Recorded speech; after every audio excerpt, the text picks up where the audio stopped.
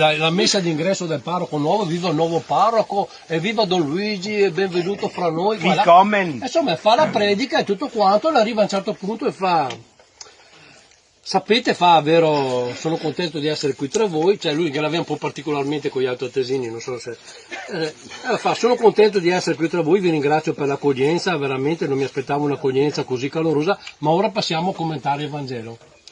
Sapete, che il centurione che ha frustato il nostro Signore Gesù Cristo era un centurione altoatesino. Ti sente un brusio, tiro su. E va fuori da messa, mai sentito che questa storia? Mai sentito che il centurione altoatesino ha frustato il nostro Signore Gesù Cristo? Comunque, la gente del paese comincia a mormorare. La domenica dopo, insomma, passa ancora il commento del Vangelo.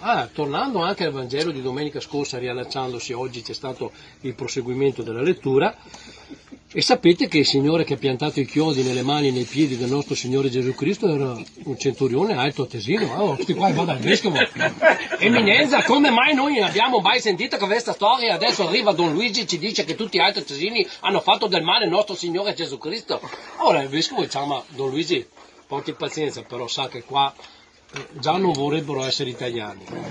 In più raccontiamo anche queste cose che sinceramente io non so lei da dove le abbia tirate fuori, perché non c'è specificato bene l'origine dei centurioni, però cerchi un po' di moderarsi. Sì, eminenza, sì, certo, farò il possibile. Sto Don Luigi si calma, è giovedì santo.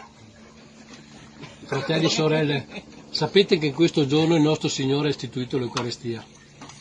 Ha detto: prendete e mangiate, questo è il mio corpo, prendete e bevete, questo è il mio sangue. Però ha detto: io so che uno di voi mi tradirà. Allora Pietro disse: sono forse io, maestro? No, a te Pietro affiderò la mia chiesa. E Giovanni disse: sono forse io, maestro? No, a te Giovanni affiderò Maria, mia madre. Allora Giuda si alzò e disse: che sono forse io, maestro?